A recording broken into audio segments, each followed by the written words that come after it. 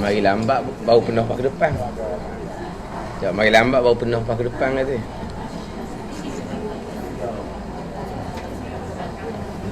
Ha?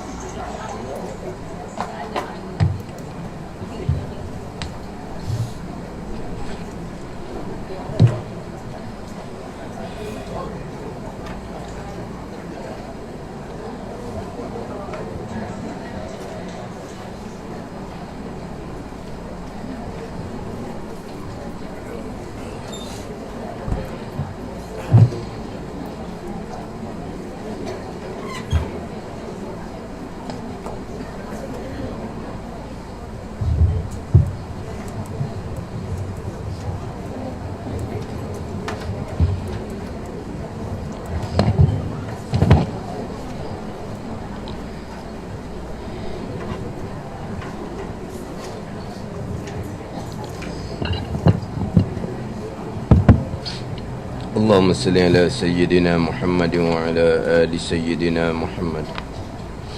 A'udzu billahi minasyaitonir rajim. Bismillahirrahmanirrahim.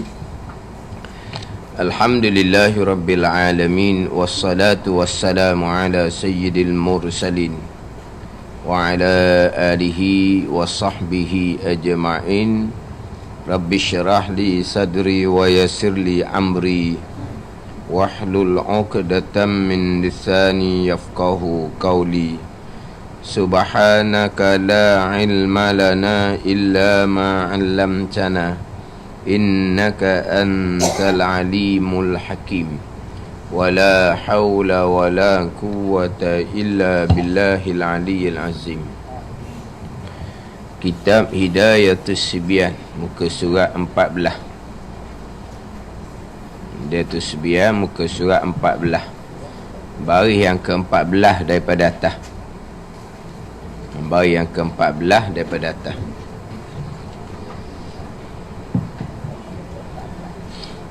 Qala al-muallifu rahimahullahu ta'ala wa nafa'ana bi'ulumihi amin. Ke-14 daripada 21 perkara yang membatalkan sembahyang. Terbuka aurah. Terbuka aurah. Terbuka ni bukan sengaja membuka. Sengaja buka aurah sama telah lah. Ini terbuka aurah, termasuk yang tidak sengaja. Terbuka aurah membatalkan sembahyang.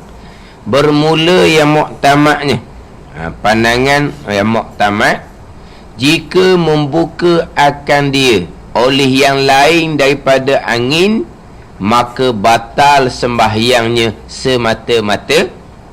Dan jika membuka akan dia akan oleh angin dan ditutup akan dia akan aurah dengan segera dan tiada membawa pada banyak perbuatan, pada menutup akan dia dan tiada berulang-ulang keduanya, maka tiada batal sembahyangnya. Kita nak berhenti mana nak baca kitab tu pun kita tengok. Dan jika membuka akan dia oleh angin dan ditutup akan dia akan aurah dengan segera dan tiada membawa pada banyak perbuatan, pada menutup akan dia akan aurah dan tiada berulang-ulang keduanya, maka tiada batal sembahyangnya. Dalam memanglah kata nak berhenti tu kena tepat dia juga. Jadi bermula yang muktamadnya, jika membuka akan dia akan aurah oleh yang lain daripada angin, maka batal sembahyangnya semata-mata. Dia kata mutlaqan, semata-mata. Tak kira lah sama ada kita dapat tutup dengan segera ke, tak kira. Terbuka aurah mana oleh yang lain daripada angin.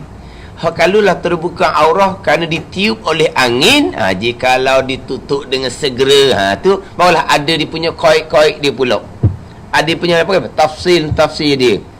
Kalau aurah terbuka kerana ditiup oleh angin, ada tafsiran dia. Kalau dapat ditutup kerana segera, tak batal.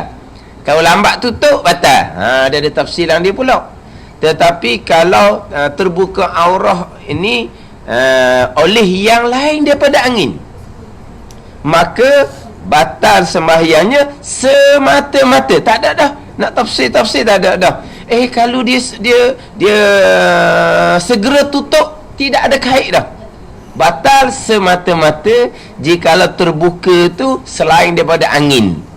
Sama ada budak buka ke, sama ada kita kata binatang dia misal kera. Kalau kita kata binatang kau, kita misal kucing niku, dia duk guling, nampaklah kaki yang perempuannya. Kenapa terbuka aurah oleh binatang, oleh kucing? Batal sembahyang semata-mata. Saya segera tutup. Tak ada tafsilan. Dia panggil semata-mata. Tak ada tafsilan. Ada pun terbuka aurah ditiup oleh angin, barulah ada tafsilan. Ada yang batal, ada yang tidak batal. Kalaulah terbuka aurah oleh yang lain daripada angin, oleh yang lain daripada angin, termasuk oleh budak-budak yang tak erti ke-1, termasuk binatang yang tak ada akalang sekalipun, batal sembahyang semata-mata. Berarti lah kena takbir semula lah. Itu je. Ini hak pandangan yang muktamad. Comel kita ni. Hak ni hak pandangan muktamad. Pandangan dhaif pula kata seumpama angin termasuklah terbuka oleh binatang, terbuka oleh budak yang belum mumayyiz. Tetapi kalau yang membuka tu budak yang sudah mumayyiz, batal semata-mata. Tu pandangan dhaif. Jadi pandangan muktamad ni hanya angin semata-mata. Pandangan dhaif, angin sama, binatang sama sebab dia tidak ada akalan, budak yang belum mumayyiz pun sama sebab dia belum lagi dapat boleh membezakan.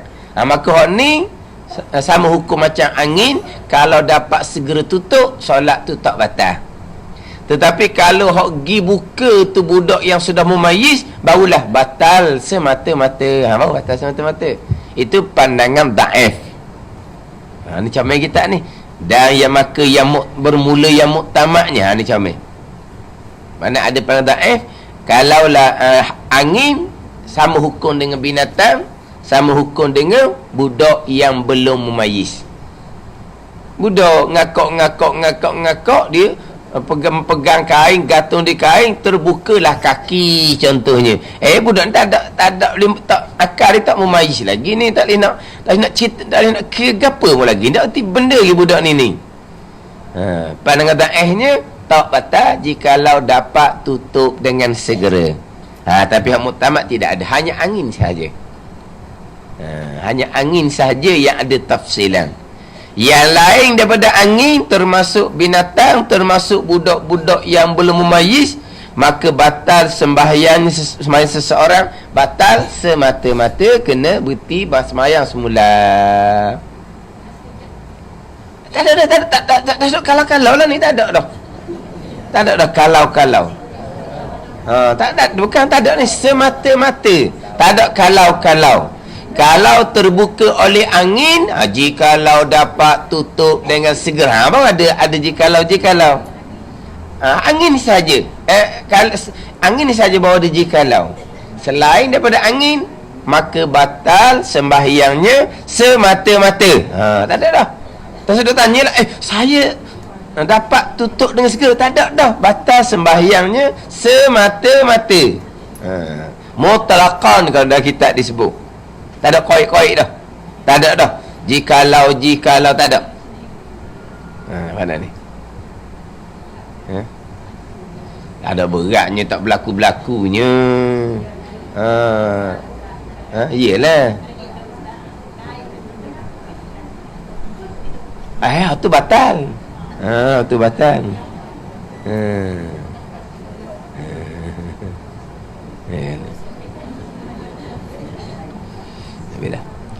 Jadi kalau membuka akan aurah oleh yang lain daripada angin, maka batal sembahyangnya semata-mata. Dan jika membuka akan dia oleh angin, baru ada tafsilan. Dan jika membuka akan dia oleh angin tiup, maka terbuka kain pun terangkat, nampaklah kakinya, dan ditutup akan dia dengan segera. Boleh tutup, dan tutup cepat-cepat. Segera ni tak sapah qada tamak ninah. Tu segera tu. Sapah qada tamak ninah, lambatlah jadinya. Segera, dia tutup dengan segera, dan tiada membawa kepada banyak perbuatan pada menutup akan dia. Kalau main angin duduk tiup, kita duduk tutup, lepas tu duduk tutup, lepas tu duduk tutup, tu panggil banyak pula perbuatan. Ni, dan tiada membawa banyak perbuatan pada menutupnya, menutup aurah, dan tiada berulang-ulang keduanya. Kedua mana? Buka tutup. Kalau angin kuat, orang tak cakap angin dia sakit lah. Angin.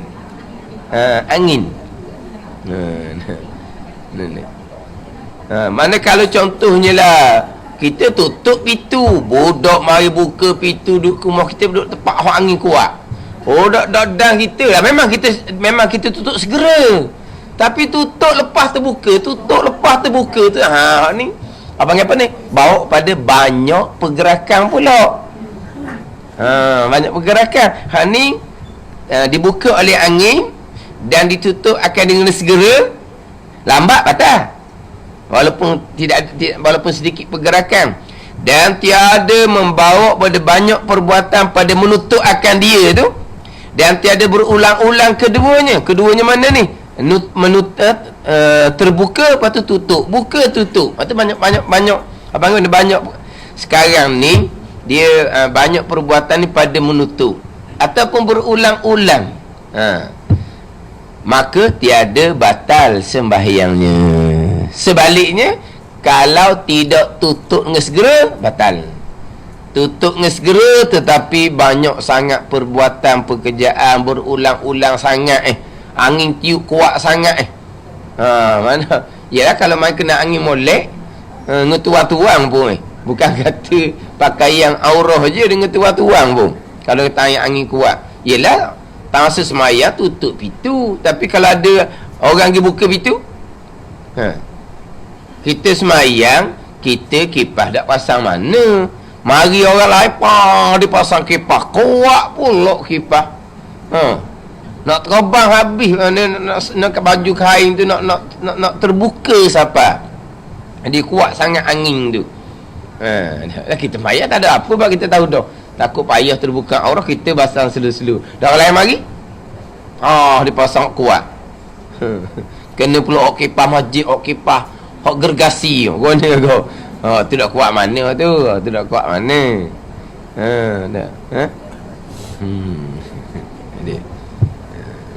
Jadi kalau segera tutup dan tidak bawa pada banyak perbuatan pada menutup, maka tiada batal sembahyangnya. Adapun membuka aurah oleh yang lain daripada angin, batal sembahyangnya semata-mata. Dah sudah tanya dah lah. Saya dapat tutup dengan segera, tak ada. Batal sembahyangnya semata-mata. Ini atas pandangan yang muktamad selain daripada angin. Angin saja baru ada tafsilan. Kalau terbuka oleh angin, dapat segera tutup dak batal. Dapat segera tutup, main ke dia tu tutup, lepas tu terbuka, lepas tu buka. Jadi banyak pergerakan jadi banyak, batal tak? Walaupun dapat tutup dengan segera pun. Jadi terbuka oleh angin, tutup dengan segera, tidak ada banyak perbuatan, maka tiada batal sembahyangnya. Dia gitu je. Dia orang puang lah masalah, orang lelaki tak ada masalah mana. Orang perempuan lah banyak masalahnya, kaki sikit pun tak boleh dah. Orang puang masalah, orang lelaki tak ada apa-apa.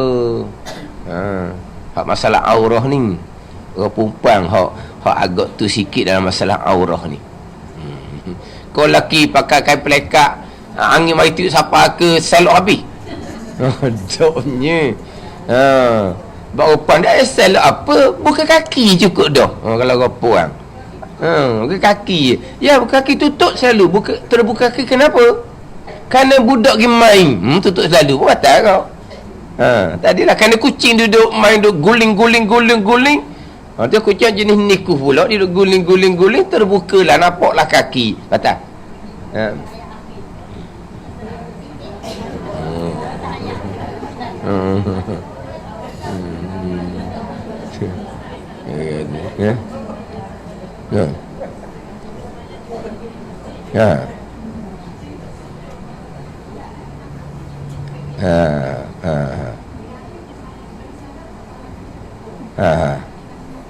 Main mula.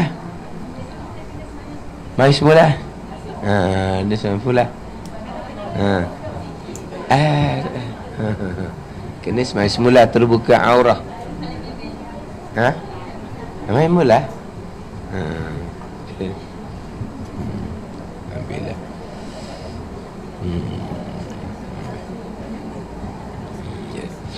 Jadi pandangan muktamad dibagi dua. Terbuka aurah tu oleh yang lain daripada angin. Satu, terbuka aurah tu oleh angin. Dia ada dua. Ayat tadi nah, sama hukum dengan angin. Terbuka aurah kerana binatang, terbuka aurah kerana budak yang belum memayis. Tu sama hukum dengan angin. Apa dia tadi daif kan? Angin ke, binatang yang buka ke, budak yang belum memayis yang buka ke, sama hukum. Dapat tutup dengan segera, tak batal. Dia gitu. Allah. Tak ada cerita langsung ni. Hak tak berutuk mana tak payahlah. Hak berutuk lah kita pakai pandangan lain. Kalau hak tak berutuk mana jadi pun tak pernah berlaku ni. Kalau jadi sekali jarang-jarang sekali pakai muktamad lah.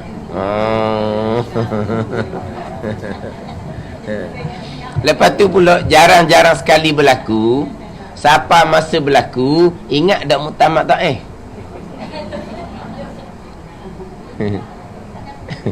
Yelah sekarang ni benda berlaku tak setahun lagi pun tak tahu. 2 tahun lagi pun tak tahu. Siapa masa berlaku, hak mana muktamad dak hari situ pula kan. Dia benda jarang-jarang berlaku ni payah sikit kita nak ingat. Kita mudah ingat ni hak biasa berlaku. Orang mudah ingat. Jangan berlaku ni payah sikit. Jadi terbuka aurah dua keadaan. Terbuka oleh yang lain daripada angin, batas semata-mata. Terbuka oleh angin, tutup dengan segera, tidak membawa pada banyak perbuatan, tak batas sembahyang. Sebaliknya kalaulah tutup juga tapi tidak bersegera. Bersegera ni tak sapalah qada atau makninah. Bersegera tu. Kemudian walaupun tutup segera tetapi berulang-ulang. Berulang-ulang bawa pada batal juga sembahyang. Kemudian kita duk cerita pekoh terbuka oleh angin, terbuka oleh yang lain daripada angin. Ini dipanggil asbab zahir. Pegangan kitanya makhluk tak bekas sama sekali. Yang cerita sama. Ada ni. Kitab pekoh ni kata dibuka oleh angin. Angin bekas ke? Ada tu kita kata angin. Tu panggil asbab zahir. Tak ada salah-salahnya. Kuat sungguhlah angin, terbang habis. Ni cakap macam tak ada Tuhan ni. Angin tak boleh bekas, terbang tu Allah buat. Ni berat-berat belaka ni kan, cakap gitu kan. Kuatnya angin, panas molek, Kalau jemur gak kering. Tu cakap asbab belaka. Orang salah mengaji. Mu ni cakap mana ni panah, jemur, kering, macam matahari bekas je mu ni. Allah buat belaka tu kan. Ni ada salah mengaji biasa di Terengganu kita. Tak ada cakap asbab. Dipakai mu pegang gitu. Syirik mu, kafir mu. Terengganu kita ni. Orang tua-tua biasa ngaji biasa ni.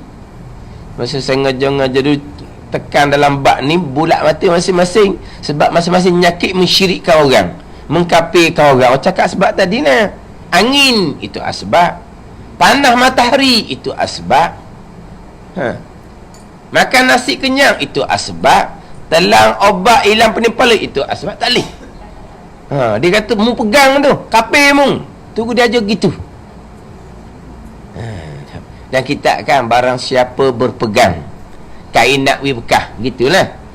Lepas tu tok guru dia ni yang dituk gurukan, bukan tok guru pun. Barang siapa berpegang kain nakwi bekah, berpegang duduk sini, kita tak tahu mana dia berpegang gitu. Keluar di mulut. Keluar di mulut. Keluar di mulut ni cakap sukarela ni, bukan latah. Cakap betul benar ni, bukan latah. Keluar mulut. Hak dia pegang lah tu, kafir. Ni. Punah habislah. Saya biasa buat contoh tu. Gelak nak ujang, syirik dah. Gelak nak ujang, syirik dah. Bukan gelap yang menghujangkan, Allah yang menghujangkan. Dia bersyirik.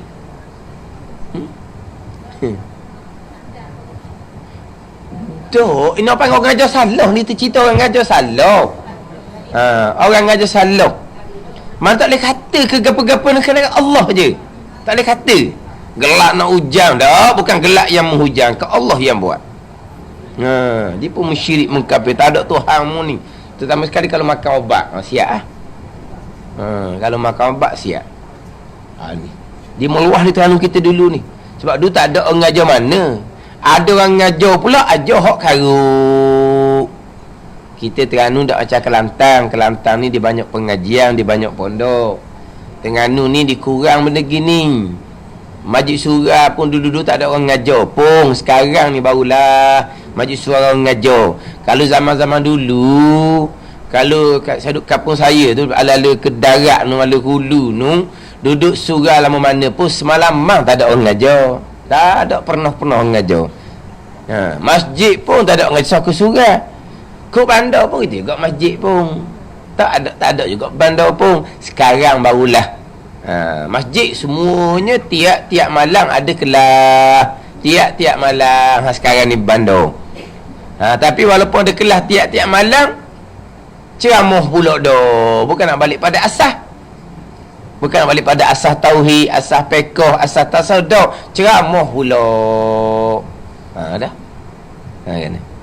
Jadi yang kadang tak ada orang ngajar tu, adalah orang boleh cakap. Dia pun baca kitab, orang pun mari turut ramai-ramai. Hak tak berguru pula. Dan kita barang siapa berpegang, ni duduk dalam. Tahu mana berpegang? Keluar mulut. Saya pernah tanya tu guru saya, hak masalah cakap asbab di Bukapi ni. Ngilimpal lah tu guru. Mana apa? Karuk sangat-sangat, jahil sangat-sangat, salah sangat-sangat. Cakap asbab ni dalam Quran, sandar pada asbab. Yusabbitullah ni dalam Quran ni, yumbitu lakum bizar'a, menumbuh dengan sebab hujan akan tanaman. Tuhan kata yang menumbuh ke tanaman ni hujan yang menumbuhkan. Tuhan kata Tuhan sandar ke hujan lah, Tuhan yang buat. Dalam hadis-hadis pun banyak Nabi sandar kepada asbab. Ni kita sandar pada asbab. Tiba-tiba dia hubung kapi punah ranah lama tu. Mana berat sangat. Salah tu salah jahil sangat orang panggil. Bukan salah benda-benda yang halu-halu. Benda gitu pun salah. Sebab apa? Dia tak belajar. Tapi kenapa dia ramai tu? Tuhan beri ke dia boleh cakap. Yelah, kadang-kadang duduk kat pondok setahun dua. Duduk pondok setahun dua ni bolehlah baca jawi. Boleh baca jawi lah duduk pondok setahun dua ni. Duduk pondok setahun dua bukan boleh cerita kat orang pun, dia sendiri pun tak lepas mana. Tapi balik kampung dah bacalah kat sikit-sikit. Saya ngaji pondok setahun dua je nak ngajar warna. Dah pandai demo daripada kita. Kita tak ngaji langsung. Cuba kat terah baca, dia pun ambil kitab dia baca. Ha, tu boleh kan? Siapa kata boleh? Hak jahil daripada dia lagi tu. Ha, tu boleh kan? Sedap kan? Ha, boleh tu. Ha, lepas tu kalau lama kau laju ngajar, orang pun kau ramah. Dah tu Hawi dia cakap pandai. Ha, pandai cakap, pandai duduk layang, duduk main. Warna haji, hidup main ada komunikasi. Ha, akhirnya pun main ramah. Orang kampung pun pelik. Dah orang ngaji dia ngaji bila? Orang kenal. Ha, orang kenal. Hidup pondok. Sekejap sangat je orang kenal. Orang kampung ke nak beranak ke pelik. Dah orang main keluar dia tahu dia tengok orang ramai dia pakat mari ni. Cakap sebab dia buka api. Ni dia tahu kita ni. Mula-mula saya ngajar dulu, orang tu main ngaji tu hak bekas ngaji belah Kedah. Masa-masa menung lama-lama setahun dua tu, sebab saya biasanya tak lalu dah. Cuma kalau jumpa dalam kitab, ni contoh cakap asbab. Lepas tu baru naik sikit, orang tu tak boleh sebut salah ngaji gitu tu, lari lalu tu. Dia sayang ketugu dia. Takkan salah pula. Lama-lama slow barulah kita dulu gitu ustaz. Tahu dah peseng. Tahu dah peseng. Jadi ngajar kitab fiqh. Ngajar kitab fiqh. Macam ni ngajar kitab fiqh. Kan kitab fiqh kan. Yang merubuhkan air. Benda apa yang merubuhkan air? Benda-benda yang mujawir, mukhalid. Macam kita kata teh, Milo merubuhkan air jadi tak mutlak dah. Teh boleh bekas ke? Dah Allah yang buat. Air menghilangkan najis, membersihkan najis. Air boleh menghilangkan najis. Dah Allah yang buat. Banyak perkara tu. Itu semua asbab belaka tu. Itu semua asbab belaka. Istinja dengan benda yang kasar yang boleh menghilangkan najis. Istinja dengan batu ataupun dengan benda yang kasar. Benda yang kasar ni boleh menghilangkan najis. Tidak Allah yang buat. Mana semua tu panggil apa? Asbab belaka. Bersugi dengan benda yang kasar, boleh menghilangkan kotoran di gigi. Adakah benda kasar tu boleh bekas pada menghilangkan kotoran di gigi? Tak boleh. Hak berlaku semua perbuatan Allah, tapi sandar kepada asbab. Macam sini dibuka oleh angin. Dah angin tak boleh bekas. Yang menjadikan segala-galanya adalah perbuatan Allah. Jadi ajar fiqh, lepas tu pergi pada bab pegangan tadi. Ngajar kitab tasawuf, kitab Minhajul Abidin, seperti racun yang membunuh. Makan makanan yang haram seperti racun yang membunuh. Dan kita hikam Tok Kepala Mani, kita bersahabah dengan ahli dunia seperti racun yang membunuh. Racun yang membunuh, racun tak bekas yang mematikan, menghidupkan Allah Ta'ala. Mana salah tu asbab dia panggil. Mana baca kitab lain tapi nak pergi faham. Setahun dua dia mengaku, ya aduh ustaz, saya dulu tahu dah. Tahu dah ngaji tepat tu memang faham dia salah dalam bab akidah. Tak nak beza antara hak isnad majazi, sandaran sementara kepada asbab. Pakai bubuk kapi, pakai syirik lalu dah. Lepas tu saya tunggu pelik. Tak mungkin gitu. Lepas tu aku tanya, dah dia tak cakap asbab ke orang mengkafirkan orang tu? Dia tak cakap asbab ke? Dia cakap juga, tapi dia tak perasan hak dia perasan nak teropong orang. Mu cakap tak ada Tuhan, nak berkafir lalu. Dia tak cakap. Dia cakap juga. Apa dia cakap gas tak ada. Nak masuk apa? Gas yang mengeluarkan api. Cakap sebab belakangnya. Tayar kepeh, gipam kau. Kalau pam bau tayar jadi dak kepeh. Gipam lah. Masuk angin biar penuh angin bau tayar dak kepeh. Yang buat tayar dak kepeh tu bukan angin, Allah. Tapi cakap kan angin. Minyak nak habis dah tu, mampu jalan kan, isi minyak Berapa? Hidup mampu kereta tu ni minyak bekas. Dah Allah yang buat. Dia sandar pada sebab juga. Tapi tak sedar yang mulut dia. Dia duk perhati mulut orang. Mu tak ada Tuhan. Gitu nak apa? Syirik mu, kafir mu. Ni. Jadi saya masih ngajar dia gini, macam contoh ginilah. Pergi pada sekali contoh, tengok ni. Dan kita kata gua ni. Ini asbab apa panggil? Dia panggil asbab. angin yang membuka aurah. Padahal angin tak boleh bekas. Yang bekas hanyalah perbuatan Allah Subhanahu wa ta'ala. Hak tukang ngaji pula memang hak ke-31 sudah molek dia mengkafirkan orang. Man kafara mu'minan faqad kafar. Siapa yang mengkafirkan orang mukmin, kafir itu balik pada diri dia sendiri. Bertaubat dengan Allah, kena minta maaf dengan dengan anak Adam yang dikafir, yang disyirikkan. Minta maaf, itu dosa anak Adam. Oh, dah terbanyak, banyak pun. Dah kita ngaji gitu, kita tak tahu ke salah. Oh, dia kat kena. Dia memang kena daripada masyarakat. Tapi kita bertanggungjawab atas diri kita sendiri. Faham tak? Kita bertanggungjawab atas diri kita sendiri. Dia ajar salah, dia besarlah bagian dianya. Tapi kita lepas. Dah kita dah kerti ke satu dah diajar gitu. Nak belajar kenalah teliti molek. Tapi orang ni tak boleh tidur tengok orang ramai. Pakai gigi tahu dah. Ngaji mana tak tahu. Hak tahunya tak ngaji. Kapung hak kenal dia. Anak beranak hak kenal dia tahu dia tak ngaji. Baca kitab tauhid tidak belajar. Baca kitab hakikah hikam tidak belajar. Tu pun ganah belaka tu. Pun ganah belaka. Tapi boleh bercerita. Cakap pandai. Orang dengar tak ngatuk. Orang pun suka dengar.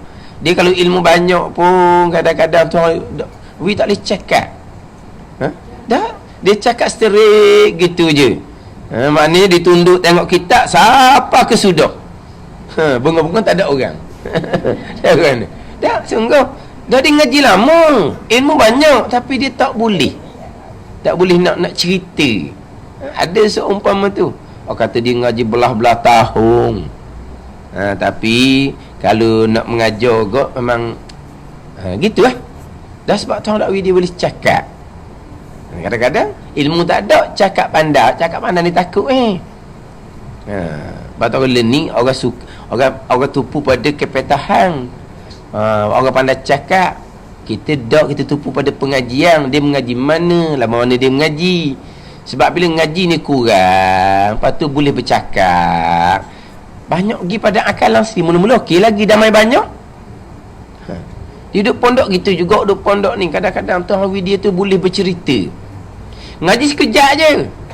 Dia masuk kampung, orang kampung dia kata, aling anak murid dia tu guru.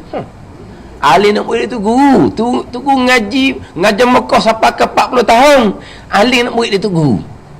Sebab apa? Anak murid pandai cerita. Tapi oleh kerana dia cepat sangat naik, dah kampung panggil sanggup ambil dalam pondok buat keluar, lama tak ngaji dah dianya, galik dah. Dah kampung duk akak sanya ni berhenti belajar, tapi ilmu banyak mana nak cerita ke orang.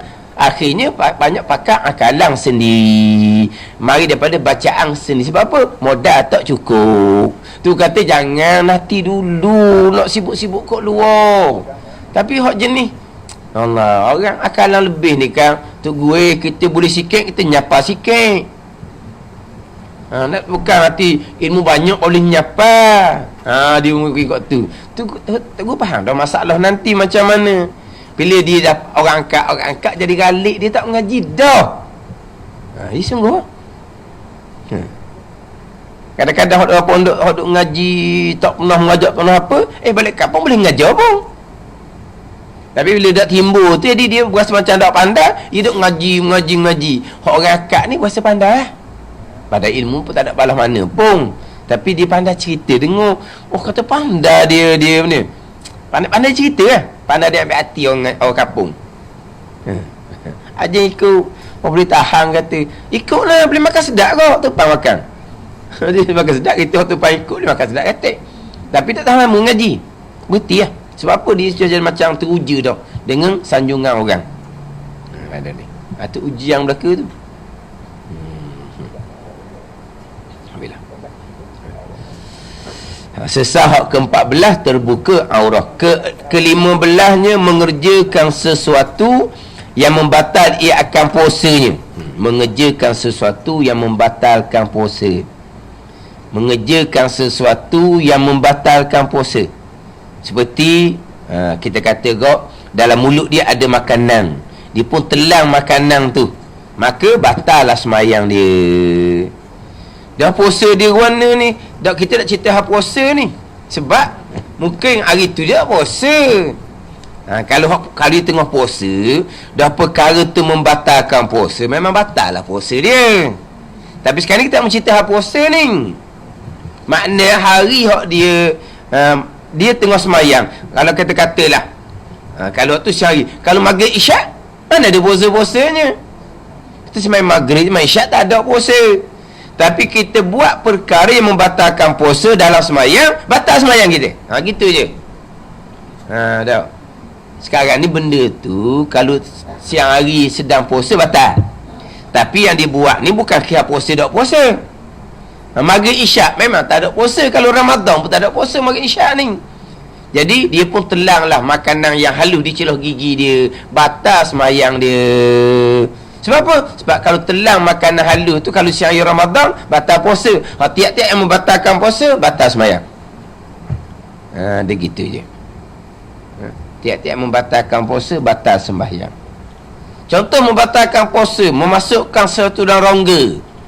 Dia tengah semayang, dia korek hidung sampai ke muntahal khaysyum dalam, batal semayang dia. Dalam takut dia puasa gatal ke warna, dia masuk jari dia pas ke dalam. Sebab dia kot luar ni tak batal puasa gini. Hak batal puasa muntahal khaysyum dalam tu, lebih dia seruah masuk, mana ke tahu. Dia main rasa pelik hidung dia. Dia masuk pakai dalam gitu, batal puasa. Tapi dia dalam semayang ni, batal sembahyang. Itu je.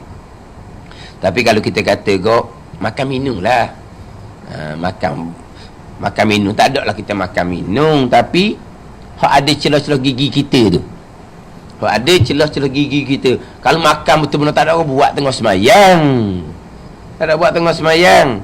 Tapi kalau disalah tak komo tak gapa, dalam mulut ni penuh dengan sisa-sisa makanan ni. Mana kalau siang hari Ramadan, batal tak puasa sekali telang hak sisa-sisa makanan, batal puasa. Sekarang ni dibuat tengah semayang, batal semayang. Batal sembahyang. Mana kalau kita kata hak sisa-sisa makanan tu lah.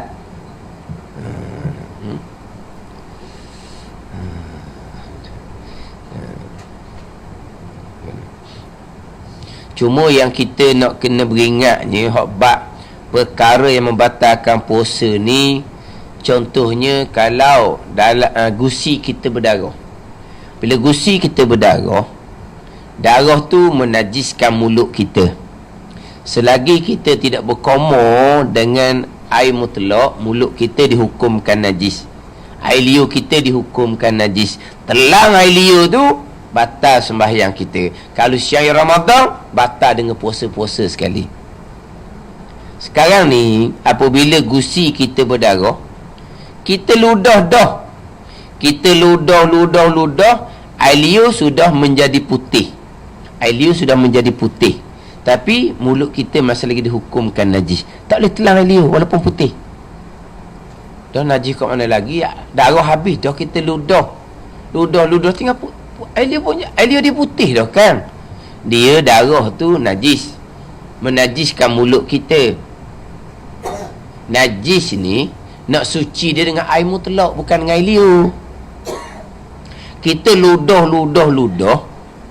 habislah hak merah-merah tu. Tetapi selagi kita tidak berkomor dengan air mutlak, mulut kita hukum najis. Telang air liur yang dihukumkan najis lagi tu, maka membatalkan semayang. Kalau siang Ramadan, batal dengan puasa-puasa sekali. Ni hak takut ni. Kalau bak sisa makanan tak ada, hak bak mulut kita najis apabila gusi kita berdarah. Ada ni. Dah kita nak berkomor dengan betul kata kau semayang, kena jagalah, jangan telang air liur tu. Kena puik lah. Kena ambil sapu tangan ke, kena ludah.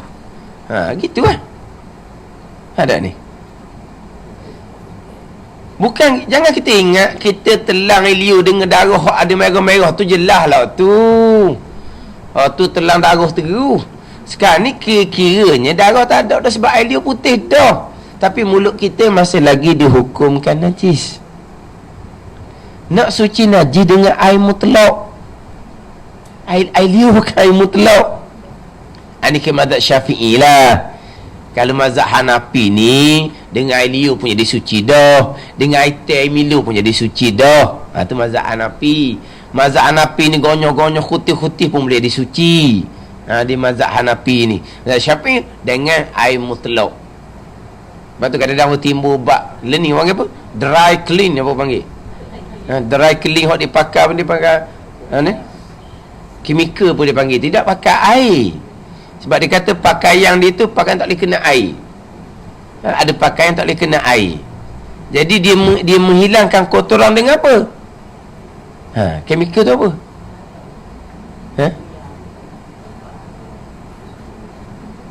Dah pakaian guna. Sepagi tu lalu penuh. Kau mana pakaian apa air tak boleh kena? Kita bila tak boleh kena air, pakaian komang lah. Kalau pakaian tak komang, kena air tak ada masalah. Kalau kena air pula, komang. Komang lah. Orang kena air, molek-molek ada, dia tak boleh kena air. Kok komang pula mahal?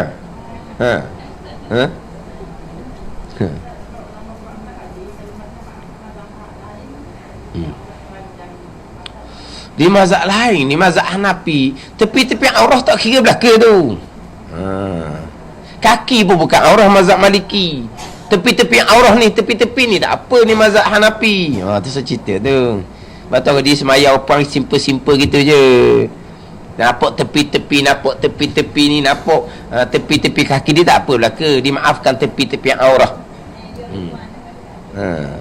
Ada apa dia terbuka? Dia memang dia maafkan. Sengaja buka pun tak apa tepi-tepi aurah. Dia setengah mazhab kaki pun bukan aurah. Jadi hak jenis kata dry clean ni macam mana? Tak tahu. Sebab ada orang tanya, kita nak jawab kena dapat gambaran. Kena dapat gambaran baru boleh jawab. Far'un antasawuri kan, kena nampak gambar boleh jawab. Tak boleh nak jawab.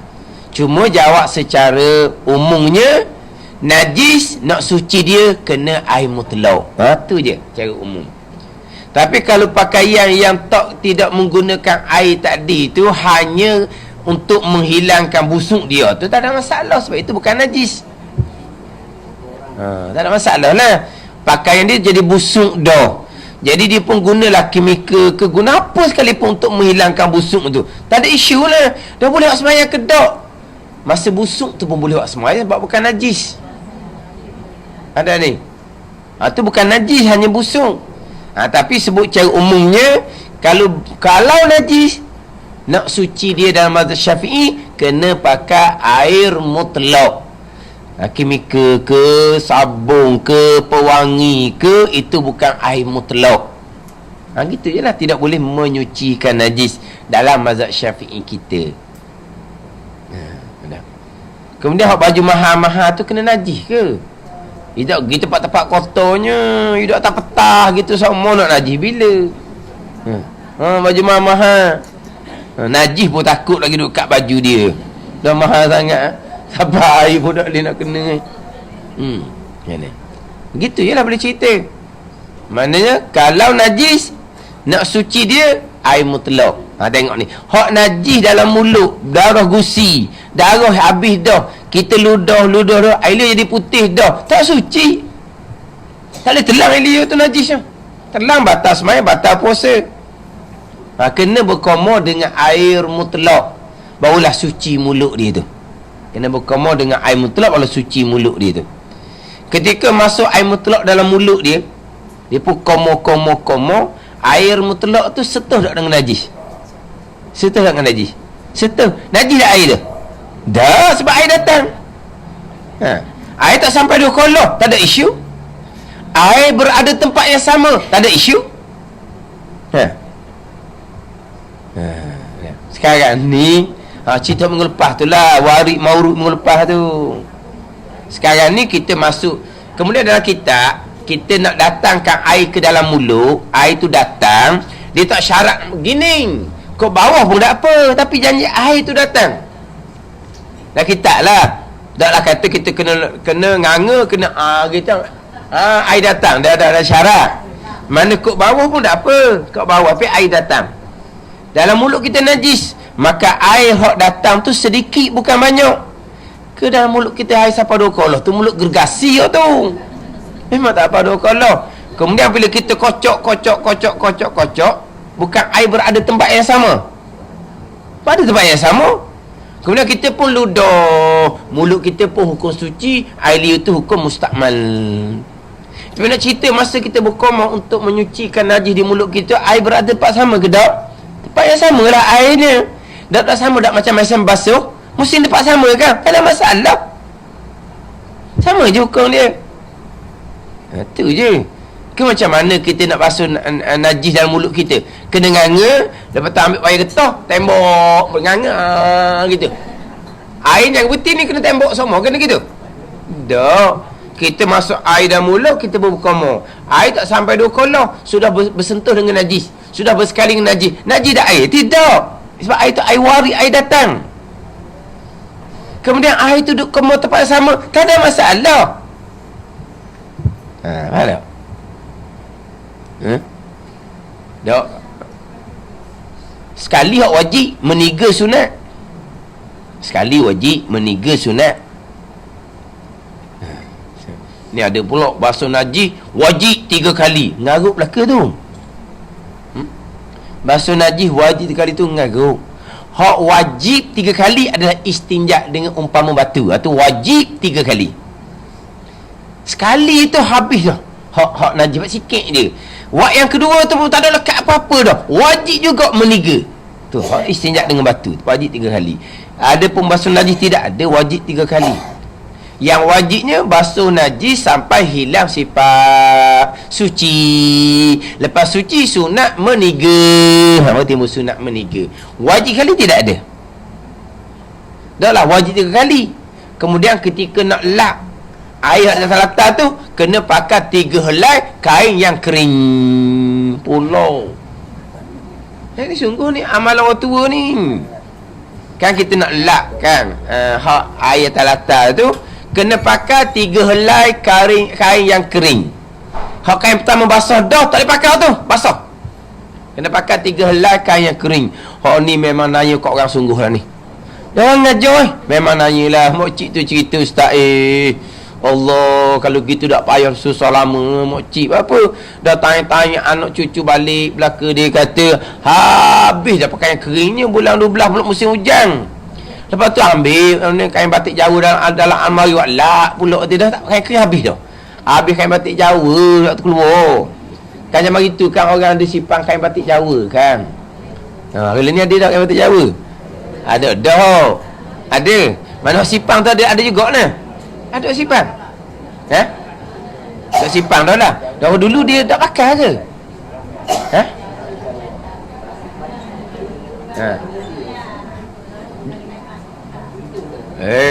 Kain batik Jawa dulu lah, warna penuh almari Jawa dulu pun jangan main. Banyak juga kain batik Jawa dia. Oh, ni tak simpan kain batik Jawa dah, simpan Tupperware. Ni simpan Tupperware. Penuh Tupperware dalam almari. Simpan Tupperware warna ni.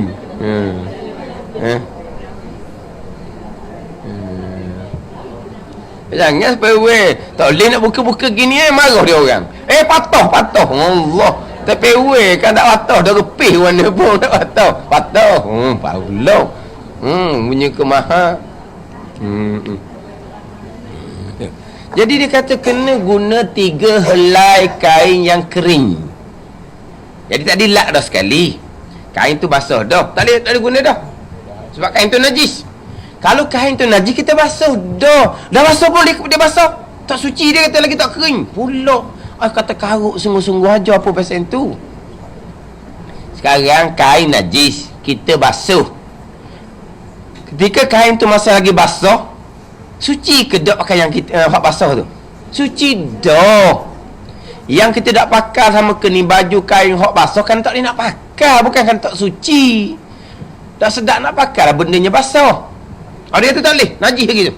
Ambil pula kain kering yang kedua, ambil kain kering yang ketiga, barulah selesai. Tu salah sangat-sangat. Tapi sianglah kau orang tua. Jika kau orang tua dah, dia ajar gitu. Sampai perekat tadi, siapa ke habis, kain batik orang, mari kena ambil. Dah, anak cucu ramai, ni kecing macam gitu kan. Bukan ada paper pun, pakai kain laping gitu je. Kena kecing kau, mungkin kalau kita kata masa tu musim hujan, bukannya mudah nak kering. Tak ada nak kering. Kata ada kena-ngena. Kita basuh najis tak ada kena-ngena dengan kain. Kalau latar tu berlubang, langsung kita tak guna kain. Kita guna kain hanya untuk mengelakkan air tu sahaja. Sekarang ni ada setengah tak guna kain. Air tu dia sedut dengan vacuum. Ada kat pesen tu. Tak payah guna kain.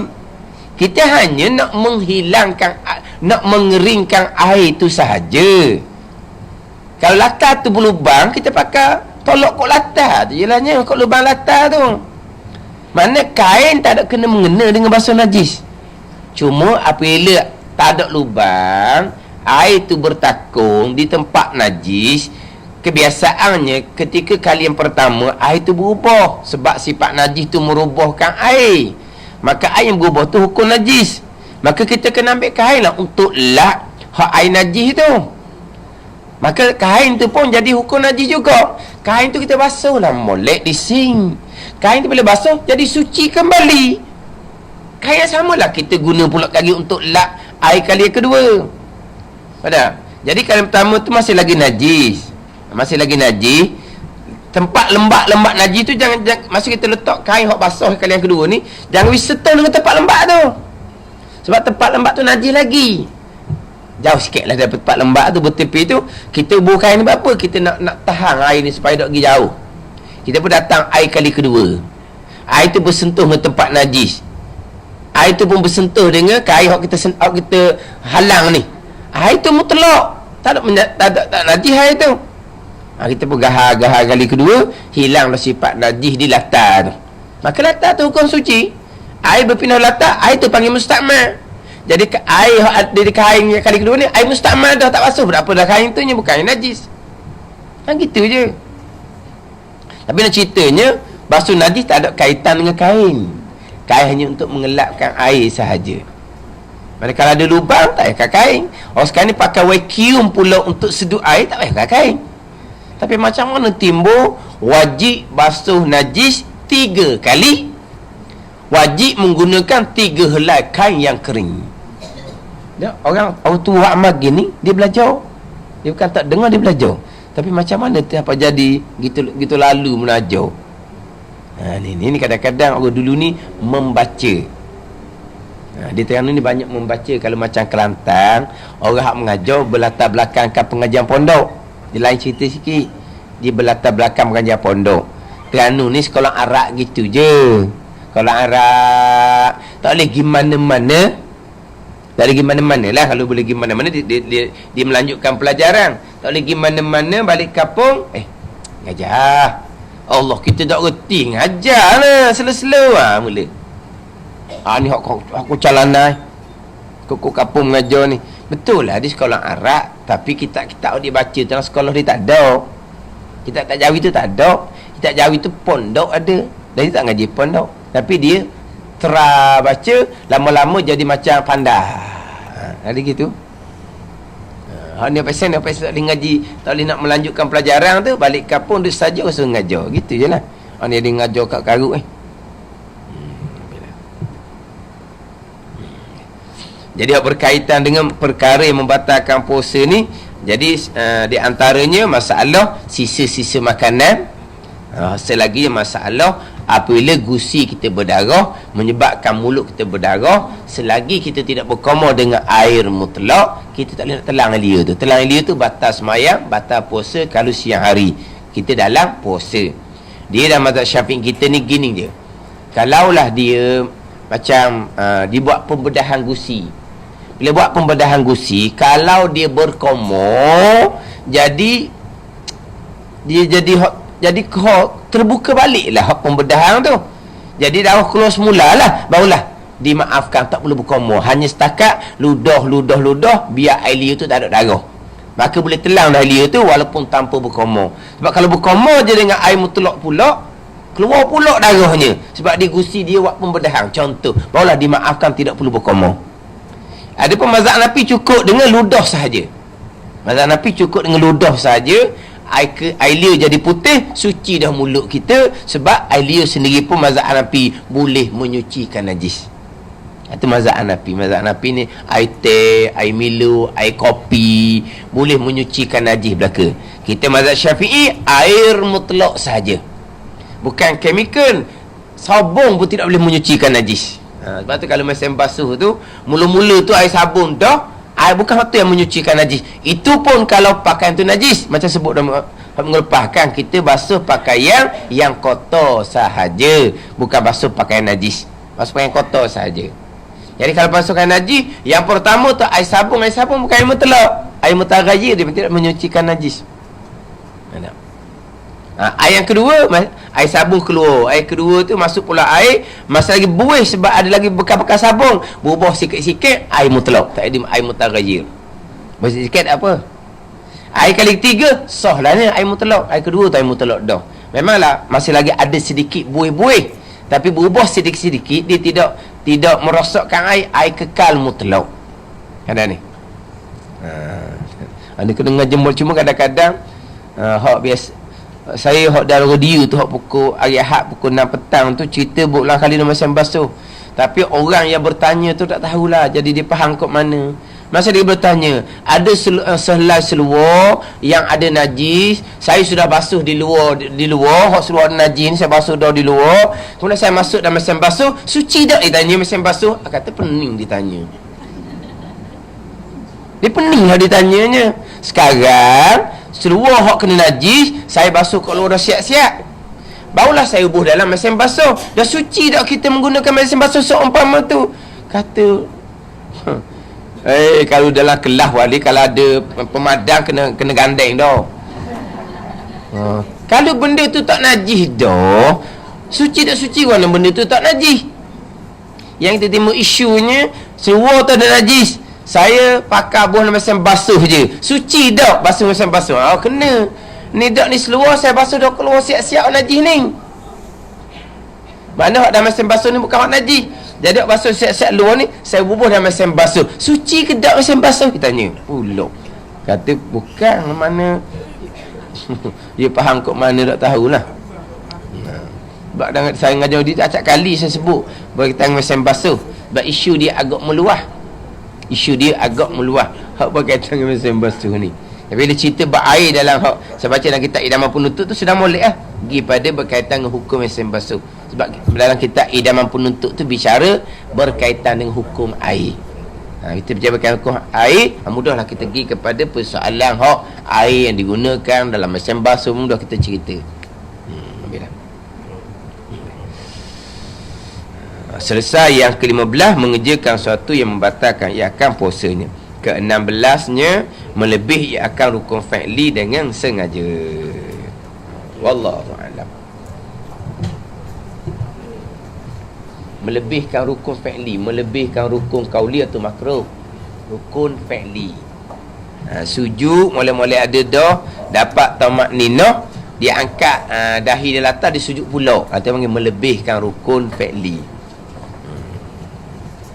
dengan sengaja. Kalau dengan lupa, bukan melebihkan satu rukun fi'li, melebihkan satu rakaat pun tidak membatalkan semayang. Kalau lebih satu rakaat semayang sampai rakaat kelima, berapa rukun situ hak lebih? Banyaklah rukun berdiri, rukun rokok, rukun iktidal. Tapi waktu bukan dengan sengaja, dia tidak membatalkan sembahyang.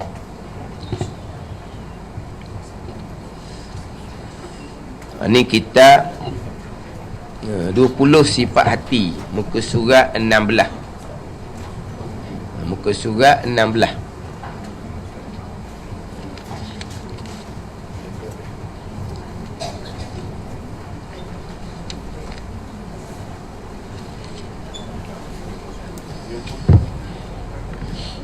Qala al-muallifu rahimahullahu ta'ala wa nafa'ana bi'ulumihi amin. Keenam, cintakan dunia. Kasih akan dunia. Cintakan dunia, kasih akan dunia. Dimaksudkan dengan dunia di sini, hak sifat celanya kasih cinta akan dunia. Dunia ni apa? Ialah dunia yang dimaksudkan di sini sesuatu yang tidak memberi manfaat selepas mati. Itu dunia. Dunia sesuatu yang tidak memberi manfaat lepas dah mati, itu dunia. Sesuatu yang memberi manfaat kemudian daripada mati, itu dipanggil akhirat, dia tak panggil dunia. Dunia sesuatu yang tidak beri manfaat lepas dia mati. Sebaliknya, sesuatu yang memberi manfaat kemudian daripada mati, itu tak panggil dunia dah, walaupun rupanya dunia. Gitu je lah. Setengah menyatakan dunia ni sesuatu yang melalaikan kita daripada ibadah. Ada setengah orang tak gitu dunia. Dunia adalah sesuatu yang melalai kita daripada ibadah. Itu dia panggil dunia. Tetapi kalaulah tidak melalaikan kita daripada ibadah, perkara tu perkara dunia, tidak dihukumkan dunia. Sini comellah kita ni. Hak ni hak biasa. Ditakrifkan dunia ni adalah tiap-tiap barang yang tiada memberi manfaat kemudian daripada mati. Akhirat pula tiap-tiap yang beri manfaat kemudian mati, sekalipun ada di dalam dunia. Gitu. Jadi dunia ni tiap-tiap barang yang tidak beri manfaat kemudian daripada mati. Itu je. Sebab itulah walaupun rupa akhirat, semayang rupa akhirat, ilmu rupa akhirat, ilmu akhirat. Tapi ilmu ni kita buat atas dunia, tapi bawa manfaat lepas mati dipanggil akhirat. Tetapi kalau ilmu agama sendiri, tetapi kita belajar bukan untuk akhirat, kita belajar untuk dapat kesenangan dunia. Itu apa panggil dunia, tak panggil akhirat. Kita belajar ilmu agama, bukan belajar ilmu dunia. Kita belajar ilmu agama. Ilmu agama ni untuk akhirat lah. Jadi dia panggil akhirat. Tiba-tiba kita belajar ilmu agama, tujuan kitanya untuk dapat kesenangan atas dunia. Ilmu agama seumpama ni dapat manfaat kemudian dia mati. Tak dapat, dia panggil dunia, tak panggil akhirat. Ilmu yang seumpama ni, kita belajar ilmu agama, tujuan kita untuk dapat dunia, bukan tak ada manfaat lepas dia mati sahaja, bahkan saksaan neraka bagi orang belajar ilmu agama kerana untuk dapat dunia.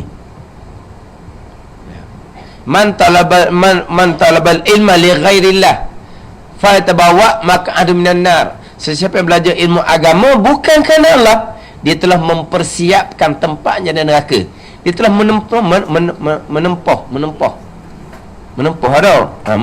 tempat dalam neraka. Tuangnya atas dunia. Belajar ilmu agama, nampak rupa akhirat. Tapi tiba-tiba ilmu agama ni nampak rupa akhirat ni, dia belajar bukan niat kerana akhirat, tak ada lah manfaat lepas daripada mati. Dia panggil dunia, ahli dunia, orang dunia ni. Tetapi dia menempuhkan tempat dalam neraka. Adapun kalau orang belajar ilmu dunia dengan matlamat untuk dapat dunia, okey je, tak ada apa-apa. Dia belajar ilmu dunia. Sebab apa belajar ilmu dunia tinggi-tinggi? Sebab nak makan gaji besar, nak hidup jadi senang. Maknanya matlamat di dunia. Tapi dia belajar ilmu dunia, sedang molek barunya, ada apa-apa pun. Sebaliknya hok comel, dia belajar ilmu dunia tapi niat dia untuk khidmat kepada masyarakat, boleh jadi pahala akhirat. Jadi akhirat juga walaupun ilmu tu ilmu dunia. Dia gitu je. Sebab itulah nak belajar ilmu agama ke, nak belajar ilmu dunia ke, nak belajar ilmu agama, sebelum nak mendalami ilmu agama, nak belajar ilmu agama tinggi-tinggi, ilmu asas kena ada fardu ain. Dia nak belajar ilmu agama, nak belajar tinggi-tinggi lah, nak ambil bidang-bidang tertentu, asas fardu ain dia kena cukup. Dia belajar ilmu dunia tinggi mana pun, asas fardu ain dia kena cukup. Bila asas agama fardu ain ni sebelum umur 15, faham tak ni? Masa budak lagi. Bila dia balik umur 15, dia nak belajar lah ilmu agama kau dalam ke, ilmu dunia kau tinggi ke, tak ada masalah. Sebab apa? Sebab dia ada asas agama. Bila ada asas agama, benda agama kerana agama. Benda dunia dia pusing pula niat kepada agama, jadi agama juga. Sebab apa? Sebab dia ada asas agama. Tapi kalau dia tidak ada asas agama fardu ain asas ni, walaupun dia belajar ilmu agama sekalipun, terkadang niat dia tak betul. Sebab apa? Sebab dia tak belajar fardu ain tasawuf, apa dia ikhlas, apa dia riak. Itu ilmu fardu ain tu, apa dia ikhlas, apa dia riak. Kalau dia belajar kemah tu, dia belajar ilmu agama tinggi mana pun kerana Allah Subhanahu Wa Taala. Tapi kalau tu tak ada, macam mana dia belajar agama, belajar pula tinggi-tinggi agama, nak ikhlas, tak ada riak, kalau dia tak belajar asas fardu ain. Jadi sekarang ni bukan kata belajar ilmu dunia yang kadang-kadang asas agama tak ada. Orang belajar ilmu agama pun kadang-kadang asas agama tak ada. Dia belajar ilmu agama,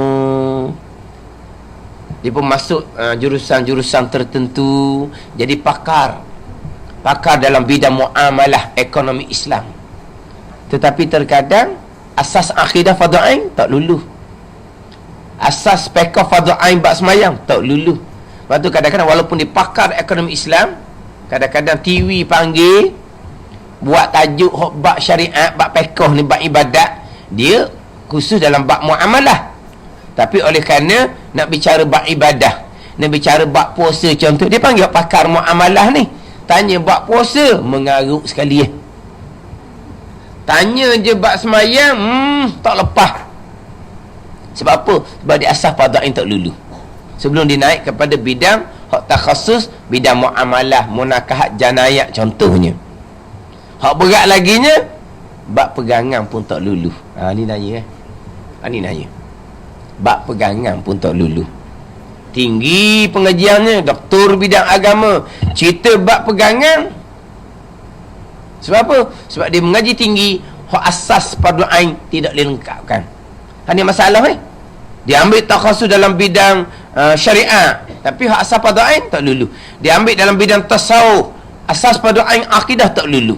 Asas fardu ain fiqh tak lulu. Asas fardu ain tasawuf pun tak lulu. Dia ambil khusus tasawuf tinggi. Kawan-kawan dia pun baca tasawuf. Mana banyak pula mengkaji, membaca sendiri. Lepas tu bab pegangan tak lulu. Bab fiqh tak lulu. Kadang-kadang buat main pula. Tu fiqh. Buat rendah pula dah. Tu fiqh. Kalau bab pegangan pula, tu sifat 20. Ni kadang-kadang timbul. Sebab apa? Sebab ia naik oleh kata hak asas tak ada. Hak ni takut Kalau ngaji pondok, mula-mula kita ngaji pondok ni, bab belajar lillahi ta'ala ni tunggu tekan semua. Mula-mula tunggu ngajar. Tekan terlalu dah. Belajar kerana Allah. Belajar kerana Allah. Sebab kita pergi pondok ni kadang-kadang niat kita boleh paling mana? Kita pergi pondok tengok tu guru. Senang-senang tu guru. Saya pergi satu pondok, 3 tingkat rumah tu guru. Tapi bukan 3 tingkat benar. Tingkat yang 3 tu macam loteng gitu je. Tapi adalah sebilik orang yang 3 tu. Tapi kalau kita tengok ke depan, 3 tingkat lah. Tengok ke depan, 3 tingkat. Zaman 80-an ni 3 tingkat kat istana lah. Lama 80-an, bukan zaman sekarang. Tapi tingkat 3 tu loteng gitu je. Allah senangnya tu guru. Nak ngajar jalan retik biar senang. Tengok tu. Dah ni. Dah. Rumah batu, kereta ada, kebun ada. Tanah-tanah banyak. Lepas tu kita pun jadi alim retik macam tu guru, biar hidup kita senang. Tu kau lalu niat. Tapi dok pondok tunggu tekang sokmo. Lillahi ta'ala dapat dunia dan akhirat. Tidak lillahi ta'ala, dunia dapat kesenangan, akhirat neraka. Benda sama je. Belajar ilmu yang sama, niat yang berbeza. kita belajar ilmu agama kerana akhirat, dunia tak dapat? Dapat. Tapi dapat dunia dan akhirat. Dapat dunia yang diberkati oleh Allah. Kita belajar ilmu agama yang sama, kita niat kerana nak dunia. Dapat dunia, tapi Allah tak reda. Akhirat neraka. Tu rugi tu, benda yang sama. Bukan kata kalau kita belajar agama, niat kita kerana akhirat, dunia kita khising. Dunia kita tak boleh. Dah. Ada ni. Lepas tu guru tekan bab niat belajar. Belajar ilmu agama, belajar akhirat, biar jadi akhirat. Jangan jadi dunia. Orang belajar ilmu dunia, tapi kalau ditanamkan asas dengan ilmu agama terlebih dahulu, akidahnya comel, ibadahnya comel, keikhlasan dia faham molek dah, riak dia faham molek dah, walaupun dia belajar ilmu dunia tinggi mana pun, niat dia untuk khidmat pada masyarakat, nak tolong orang. Kalau doktor nak perobat orang, nak khidmat pada orang, boleh akhirat. Tapi kalau dia tak ada niat akhirat, dia niat untuk dunia saja, tak ada salah pun, sebab itu benda dunia. Tapi rugilah sebab setakat dunia saja, tak ada akhirat. Benda yang sama, belajar ilmu dunia yang sama. Tapi itulah kita nak niat akhirat dengan belajar ilmu dunia, ni akhirat duduk dalam. Ada ni. Dia kalau agama duduk dalam, kita buat benda dunia pun kerana agama. Tapi kalau agama tak ada dalam, benda akhirat pun kita niat untuk dunia. Tengok. Tu penting dalam ilmu. Kemudian amal kita, ilmu fardhu ain tu. Tak ada tu, tak ada lah. Walaupun nampak dia mendalami belajar ilmu agama sekalipun. Sama tu lah pula ilmu agama tak ada, belajar ilmu dunia. Tapi tak ada lah salah sebab dia tak ada ni. Tak ada salah dia belajar ilmu dunia, niat dunia. Tapi kalau dia belajar ilmu dunia, tak ada ilmu agama asas, beratlah waktunya. Walaupun nampak semayang puasa pun, tapi dia ada asas ilmu agama. Dia belajar ilmu dunia tinggi-tinggi pun, niat dia untuk akhirat. Kalau dia dapat gaji besar, hidup senang, dia nak menyenangkan mak ayah dia, dia ada niat-niat dah. Dia nak tolong keluarga dia, nak tolong adik-beradik dia, dalam ramai-ramai dia hok cerdik sikit, dia hok agak ke depan sikit, hok lain-lain tu agak ni tak macam dia. Dia kalau boleh senang, dia nak tolong keluarga dia, nak tolong masyarakat, akhirat lah. Tapi nak letak gitu, kena ada agama dalam dada. Ilmu agama kena ada lah. Ilmu agama kena ada. Tadilah kalau ilmu fardhu ain tak cukup, bab ikhlas pun tak tahu, bab riak pun tak tahu, mendalami ilmu agama pun tak jadi akhirat. Faham? Tapi dalam cukup ilmu agama, belajar ilmu dunia pun jadi akhirat. Dia atas dunia ni sama je. Hak benda dunia nampak sama je. Sama-sama hidup macam biasa, sama-sama makan, sama-sama minum, sama-sama tidur. Itu benda dunia belaka. Tapi niat tak sama. Makan kerana nak ibadat, makan untuk akhirat. Tidur nak sihat badan sebab nak buat ibadat lagi. Tidur tu akhirat. Tapi nak jadi gitu kena ada agama dalam. Kalau tak ada agama dalam, makanlah lapar. Makan kerana nak kenyang, tak ada berdosa. Tidur kerana nak hilang ngantuk, tak ada salah apa pun. Tak sedar pun ke mana tidur depan TV je. Tak sedar tidur ke mana. Tidur tu jadi dunia. Tu je lah. Tapi walaupun gitu, tidur ni 1/3 kehidupan kita. Kalau tidur 1/3 tu kita tak jadikan akhirat, rugilah. Rugilah. Kalau tidur kita tu jadikan akhirat, tidur pun ada semayang, ada bacaan dia, tidur esok nak bangun awal, nak semayang subuh, nak belajar pula. Kalau kerja, nak kerja pula, cari nafkah keluarga, hak wajib atas dia. Mereka catat setiap detik, mereka catat pahala sunat kepada orang tidur seumpama tu. Ada? Mana 1/3 kehidupan kita dalam rupa tidur, ibadat. 2/3 lagi kita nak atur ibadat juga.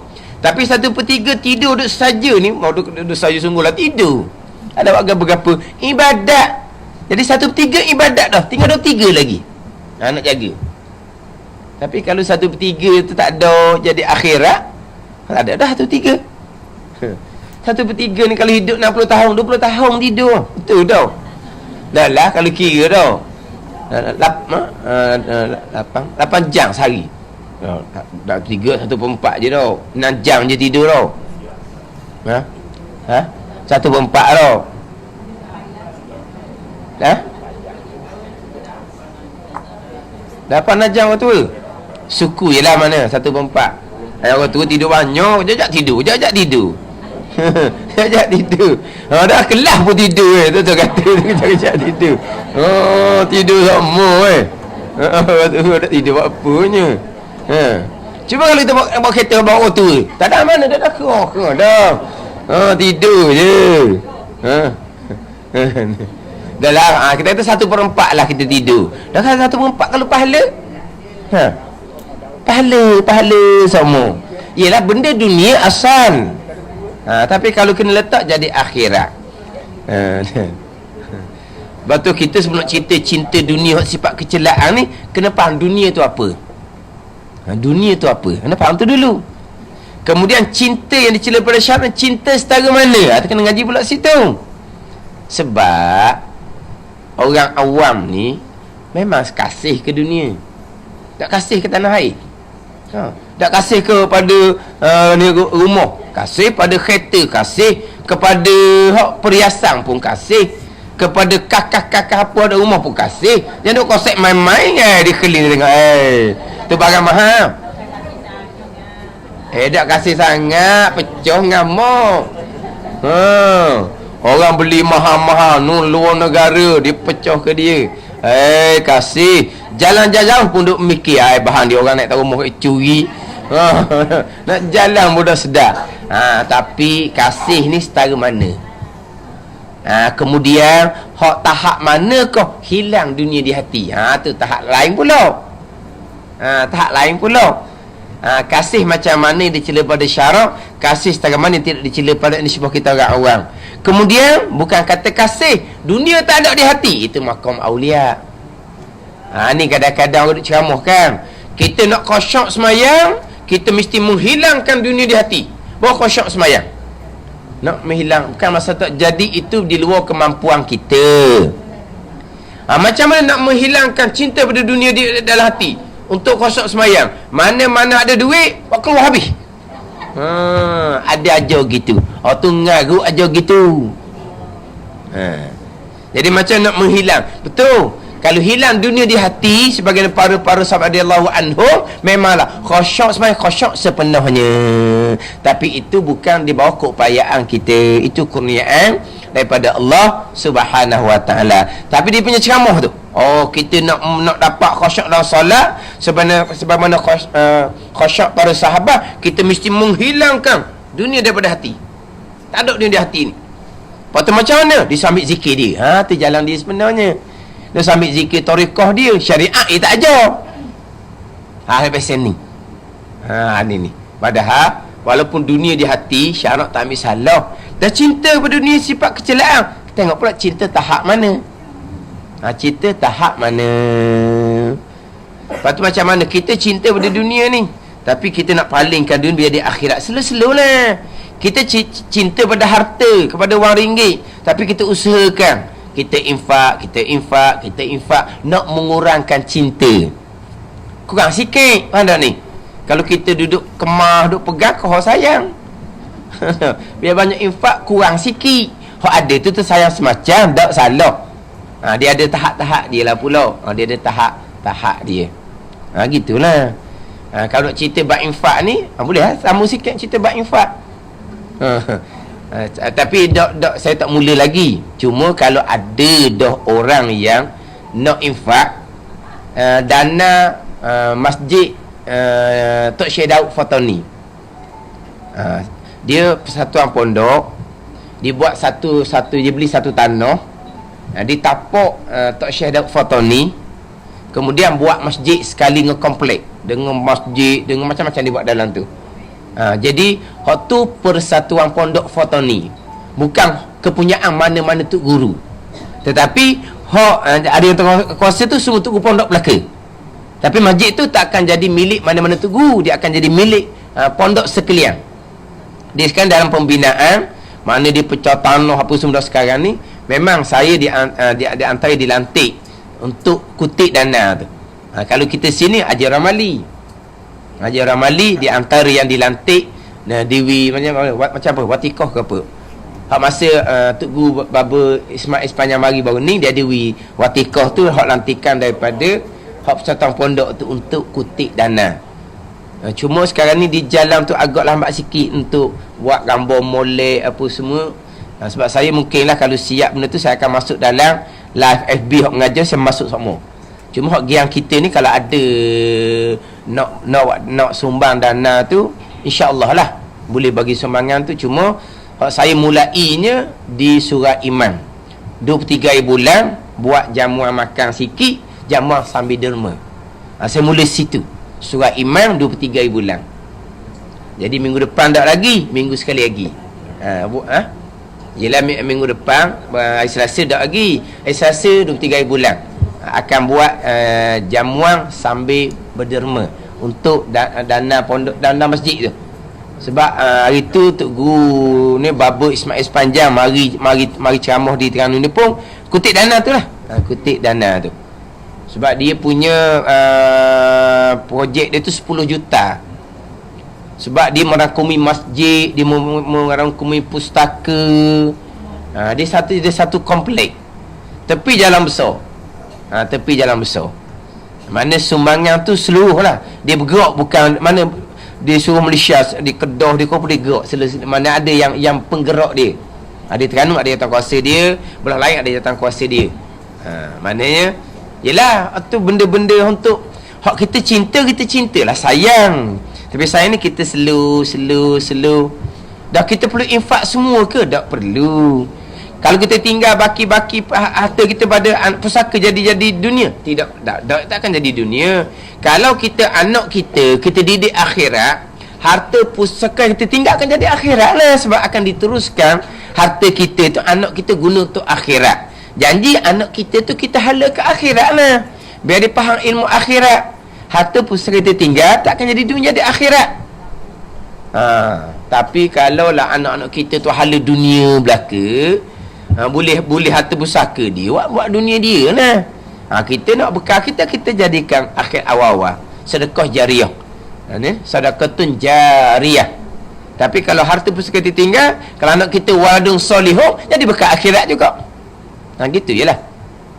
Cuma di antara jalan hak kasih, hak zakat sahih kita bayar. Zakat sahih kita bayar. Kemudian nak mengurangkan lagi kasih ni, kita lebih pada infak. Sebab ditakuti juga bila hati kita terlampau kasih kepada dunia, sampai masa nak mati takut tak berapa nak pergi. Dah kita sayang tinggal dunia, malaikat pula nak tarik pergi pada alam yang kita tak tahu kisah warna untuk nasib kita. Atas dunia kita hebat, harta banyak, pakat tinggi atas dunia. Tiba-tiba malaikat nak pergi tarik kita kepada alam yang kita tak tahu kisah kita warna bekalang. Takut teka tu panggil apa? Gelosor tak pergi, mana tak gelosor? Gelosor panggil lah. Macam budak kita erik tu lah. Kita sugi tak pergi, kita erik. Panggil apa? Gelosor panggil dah. Gelosor lah tarik. Ketika gelosor malaikat tarik tu, dan tak kita ingat kepada Allah Subhanahu Wa Taala. Tu takut. Takut teka tu. Dah kita sayang nak tinggal dunia ni, malaikat nak tarik juga pergi kepada alam hak kita tak tahu warna ni. Tak mugi, macam mana hati kita dah kadang seumpama tu. Dunia banyak tak apa, hati kita terikat. Hati kita terikat. Walaupun kita tak sapa dalam kitab Minhaj kata sampai ke 7 akabah kitab Minhaj, hati rindu kepada kematian. Sebab apa? Sebab rindu nak berjumpa dengan Allah. Hati sudah meluak akan dunia. Tu sampai peringkat dia lah. Kita sebut akhirat, dak rindu tapi kena hadap. Kerindu, dak rindu, takut. Sebab apa takut? Sebab Allah banyaknya kesalahan kita, bekal kita sikit. Tapi kalau Tuhan tarik pergi kat siapa masa juga, kita harap perlindungan Allah Ta'ala lah pulaknya. Harap juga kepada hak kita tinggal-tinggal tu, sedekah kita, anak cucu kita, ilmu kita. Hak tu je lah. Harap gitu. Tapi betul-betul rindu pada kematian, itu orang terpilih. Orang yang terpilih. Mana qada kita ni qada kita, tapi kita latihlah sela-sela. Sela-sela nak kurangkan, kita lebih kepada hak zakat tetap wajib. Hak sunat-sunat tu lah. Jadi kalau ada siapa-siapalah, sama ada ke saya pun boleh, ke Haji Ramali pun boleh, ada masalah tu. Tapi nak tunggu hak surat imam pun boleh, hak 23 bulan tu. Tu buat makan sikit serta dengan apa? Jamuan makan serta derma. Mula daripada hak di surat imam, insya-Allah lah. Dalih. Ni buat pembinaan. Ni pembinaan. Dia zakat macam saya kutip di Masjid Riang Burung. Tu fi sabilillah, bolehlah buat kita bagi kepada pelajar-pelajar yang belajar agama. Ni kita nak binaan. Ni binaan, ini sedekah jariah. Ni sedekah jariah. Kalau hak nak wi zakat, hak macam hak surah imam, hak macam Riang Burung tu. Sebab duit tu saya kumpul untuk pelajar-pelajar pondok atas nama fi sabilillah. Dia gitulah. Jadi dimaksudkan dengan di sini ialah sesuatu yang tidak bermanfaat selepas mati. Firman Allah Ta'ala, fa amma man tagha wa asara al-hayata ad-dunya fa innal jahima hiyal ma'wa. Wallahu alam. Bismillahirrahmanirrahim. Alhamdulillahirabbil alamin, wassalatu wassalamu ala sayyidil mursalin wa ala alihi wa sahbihi ajma'in. Allahumma aftah alaina futuhal arifin. Allahumma allimna ilma akdamin wa fahimna famasabikin warzuqna ruqat talibin. Allahumma zidna ilman wa alhiqna bis salihin. Wa sallallahu ala sayyidina Muhammadin wa ala alihi wa sahbihi wa sallam. Walhamdulillahi rabbil alamin.